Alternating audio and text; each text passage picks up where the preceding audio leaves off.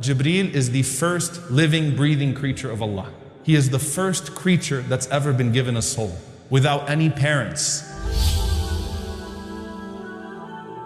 How is he brought into existence? You know, when babies are born, they make all these noises and they figure things out.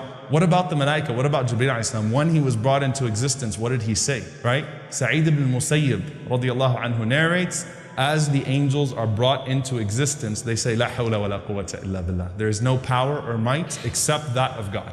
We have none. So as Jibreel was brought into existence, this first soul, he said, La hawla wa la quwwata illa billah. The Prophet sallallahu alaihi wasallam, he says, I've been given permission to tell you about just one of those angels. One of the angels who bears the throne of Allah subhanahu wa ta'ala. He said, the distance between his earlobe and his shoulder is a journey of 700 years. And the narration of Ibn Khuzaymah, the Prophet ﷺ said, a bird could fly that journey in 700 years. So how do we even determine who's a bigger angel and who's a smaller angel? And what does this have to do with Jibreel alayhi salam? Al-Imam al-Suyuti rahimahullah says, the greater the task the angel has been given, the greater the size of the angel. So that tells you right away that Jibreel alayhi salam is even bigger than that. He's the biggest of the angels and the greatest in size because he has the greatest of tasks. The people of Lut alayhi salam, that entire city was destroyed by the tip of one of Jibreel's wings. They were lifted up and they were destroyed by the tip of one of his wings. So it shows you the strength of Jibreel alayhi salam. The Prophet sallallahu alaihi wasallam said that Jibreel alayhi salam resides directly under the throne of Allah subhanahu wa ta'ala. What does he look like when he's in his full form? The Prophet ﷺ says, رَأَيْتُ Jibreel, I saw Jibreel, وَلَهُ سِتُّمِئَةِ جَنَاحٍ, and he had 600 wings, not 2 or 3 or 4, 600 wings. Not only that, the Prophet ﷺ said he filled up the entire horizon and he was sitting on a throne that Allah subhanahu wa ta'ala provided for him. And the Prophet ﷺ said, not only are those 600 wings spread out, he said, يَنْتَشِرُ مِنْ رِيشِهِ التَّهَوِيلُ مِنَ الدُّرِّ وَالْيَاقُوتِ. There are constant rubies and pearls falling from his wings.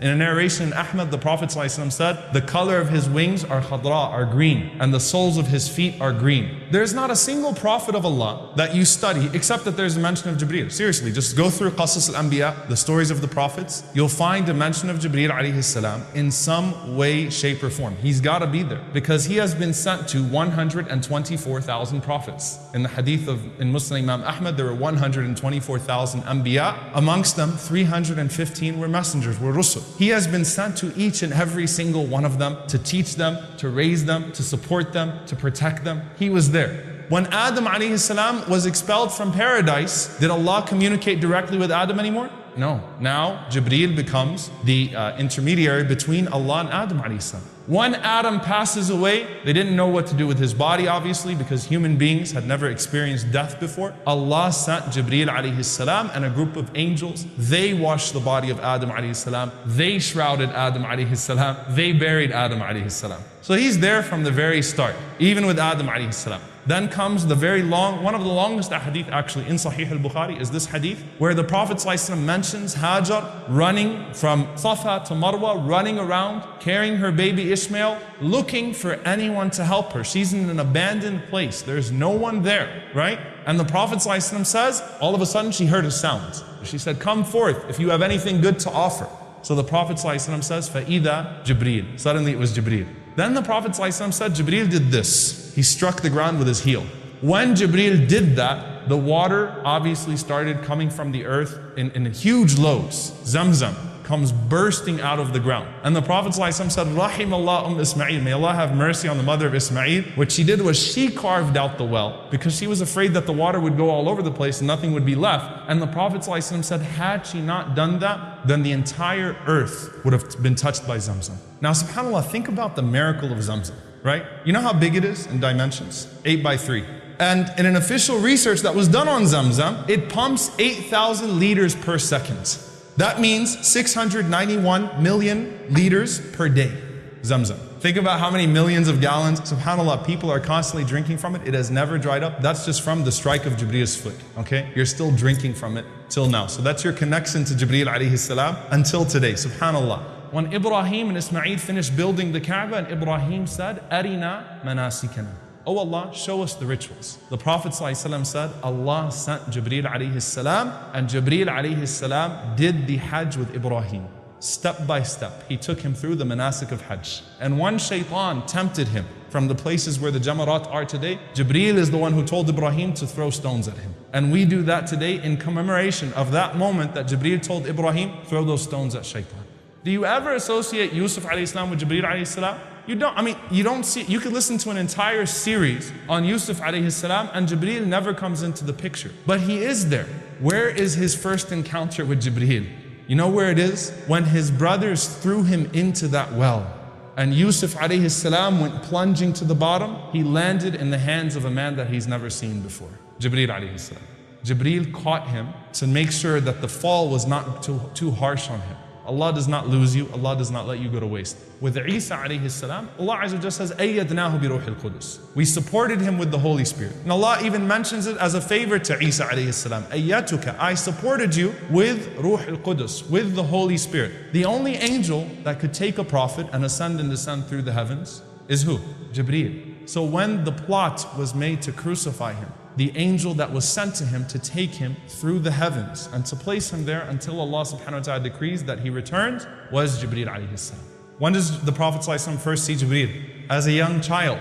Anas ibn Malik radiallahu anhu narrates that the Prophet ﷺ was running around playing with all of the children just like everyone else. And this is the year that his mother died. So the Prophet ﷺ is a complete orphan at this point. He's lost his mother and he's lost his father ﷺ, and he's now switching from hand to hand, from lap to lap. Rasulullah ﷺ still was a very happy child and he's running around playing with all of the other kids when suddenly a man came and he grabbed Rasulullah ﷺ and he threw him into the ground. So all of the other children went running to their parents and they said, Inna Muhammadan qad qutil, that Muhammad ﷺ has been killed. And as they're running to their parents, the Prophet ﷺ is watching now what this man is about to do to him. Rasulullah ﷺ said, he cut my chest, he opened my chest. He grabbed the heart of the Prophet ﷺ and he took something from the heart of the Prophet ﷺ and he said, هَذَا حَظُّ الشَّيْطَانِ مِنْكَ. This is the portion of evil within you, the portion of the devil within you.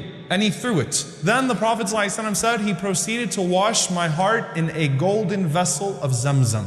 And his heart was put back ﷺ. And by the time the kids got back, they found the Prophet ﷺ with his chest sewn up. For 34 years, the Prophet ﷺ knew that this happened. And we know that other miracles happened with him as well, ﷺ, with no explanation. 34 years later, at the age of 40 years old, Aisha radiallahu ta'ala anha said, the Prophet ﷺ, he started to see truthful, righteous dreams. For 6 months, all of a sudden, the Prophet ﷺ started to see truthful, righteous dreams. Good dreams, truthful dreams. He sees in a dream that something is going to happen tomorrow, that someone's going to come visit him. The next day, that person comes and visits him wearing exactly what he saw him in the dream doing. He sees a janazah in his dream. He wakes up in the morning and he finds out that a person has passed away and that janazah takes place. And that continued for 6 months. Everything that he was seeing in his dream would come true the next night. So he already has an idea that something is happening. Just to sort of understand why the Prophet ﷺ would all of a sudden start going to a cave, right? And meditating and praying.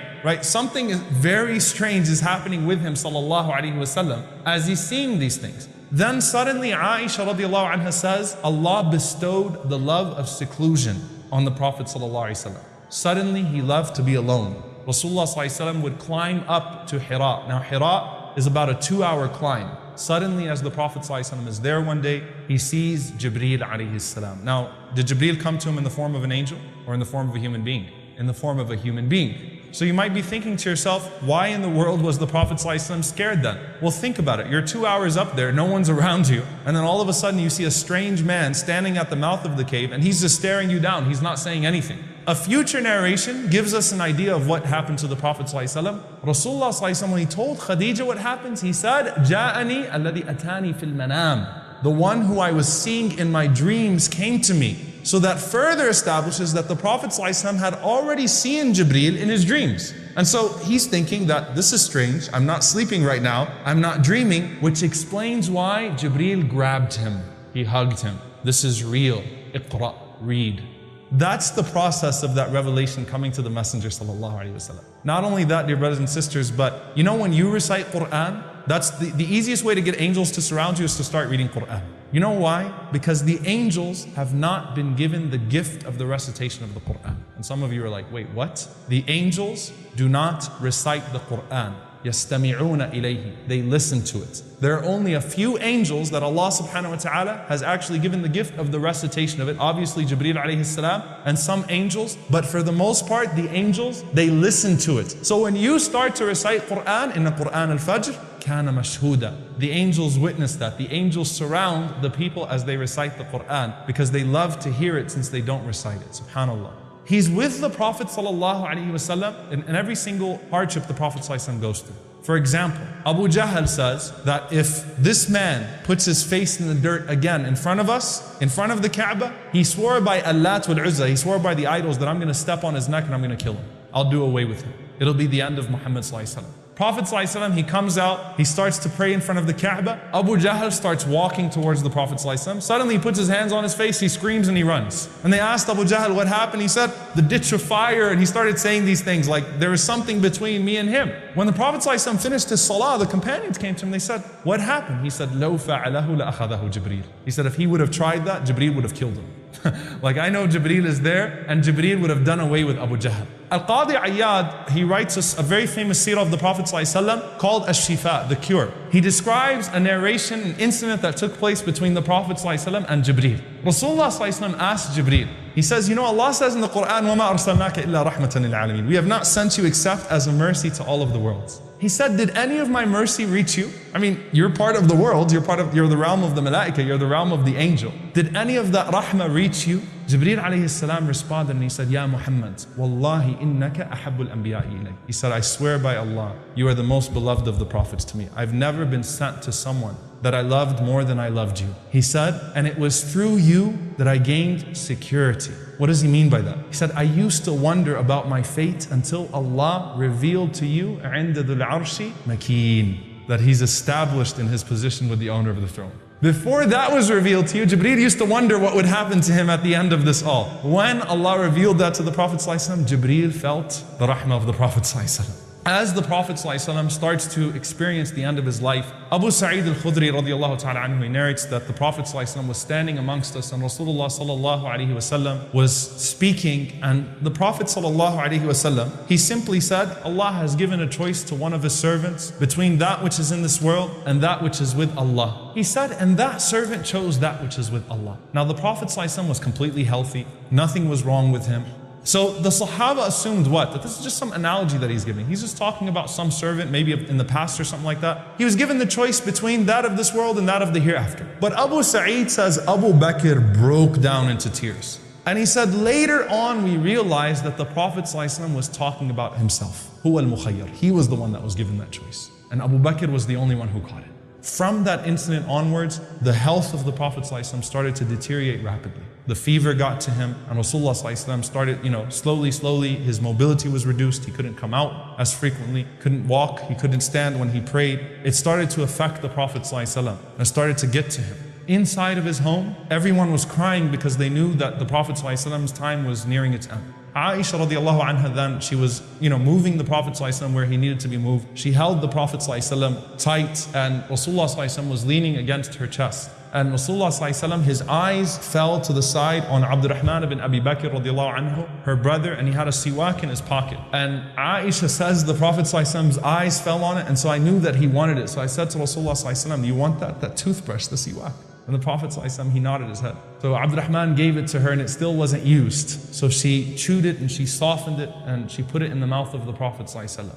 Aisha says, as soon as he finished using the siwak, دَخَلَ عَلَيْنَا jibreel. Jibreel entered upon us. Now, she looked at the Prophet ﷺ and she said the Prophet ﷺ's face lit up. Huge smile on his face. SubhanAllah. He was so happy to see Jibreel. And you know what I think about this? 23 years before this incident, how traumatized was the Prophet ﷺ by the sight of Jibreel? And he didn't even know who Allah was or what Allah wanted from him. اقرأ باسم ربك الذي خلق. In just 23 years, the most beloved sight to the Prophet ﷺ was seeing Jibreel alayhi salam. And Jibreel alayhi salam said to the Prophet ﷺ, I'm here to give you a choice. Either you can choose to remain amongst your companions and live well, or you can have the companionship of the Most High, Al-A'la, Allah.